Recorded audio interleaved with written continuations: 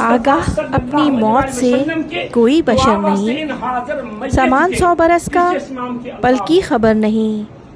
آج یونان کے شہر امونیا میں ایک ساتھ 2 جنازے پڑھے گئے، ایک بدقسمت نوما بٹ جو کہ ٹیلونوسکی میں قتل ہوا، اور دوسرا نوجوان جو صرف 16 گھنٹے ہی مزدوری کرنے کے بعد اپنے خالق حقیقی سے جا ملا۔